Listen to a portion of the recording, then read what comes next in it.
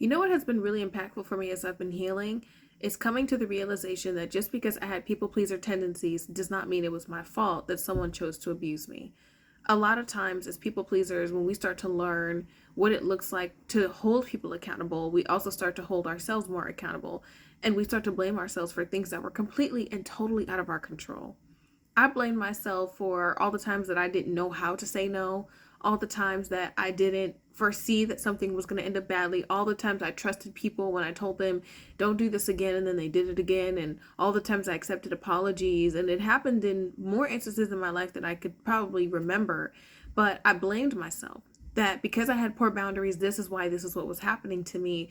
Instead of understanding that the world is full of bad people who take advantage and abuse. And just because they take advantage and abuse does not mean it's my fault. Everyone, no matter how strong your boundaries are, have gone through situations or has gone through situations where they were taken advantage of, they were lied to, they were manipulated, maybe they were too trusting, maybe they didn't foresee something. It's a part of life. The more you live, the more open you are, the more vulnerable you are, the more likely that, you're taking a risk. That is a part of life. And it's not your fault if someone takes advantage of that. Just because the world operates in a way that's dysfunctional and bad doesn't mean that there's something wrong with you if you still operate in a way that's pure and innocent. You believed them when they said they'd never do it again. How is that your fault that the person violated your trust after begging for you to trust them again? You believe that this person's intentions were good because they tried to pretend that they were good for a long time and manipulated that they were good for a long time until you realized that this person, in fact, was not a good person and they did not mean you well.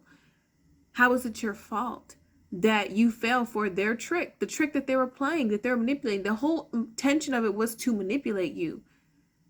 You were not expecting to be manipulated. It's a part of learning and growing, and a lesson that you learn of, hey, it's not my fault. But as you get older in life, you learn that I can set boundaries, and what those boundaries do is they help protect me, but they don't completely protect me.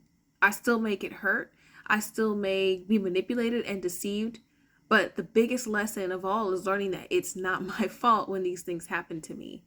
It's not your fault you were abused. It's not your fault that you were taken advantage of. It's not your fault that you were lied to or that someone deceived you. It's not your fault that you didn't know better. It's not your fault that you didn't know how to outsmart a manipulator who spends all of their time and energy learning how to manipulate. It's not your fault that you're innocent. It's not your fault that you have genuine love in you. It's not your fault. These things, we shouldn't be looking at ways to punish ourselves because things didn't work out right. And that's what people do. And I had learned that.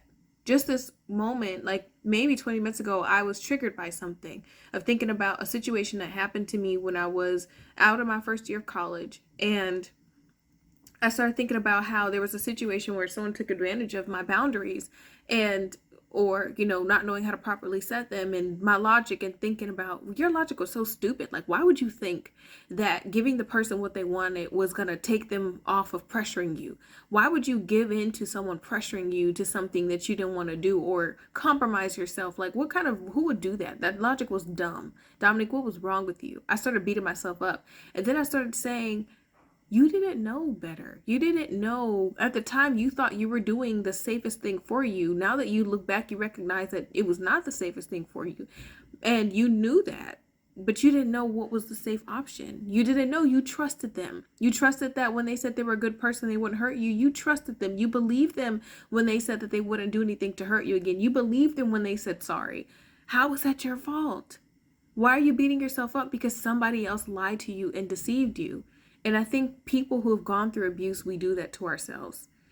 I have a saying, and it's not our fault that someone chooses to abuse us, but it is our choice how long we choose to stay.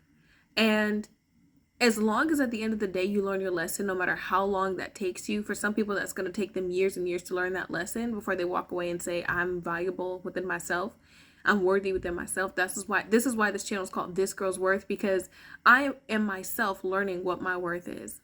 I'm learning what my value is. That is the process that I'm going through.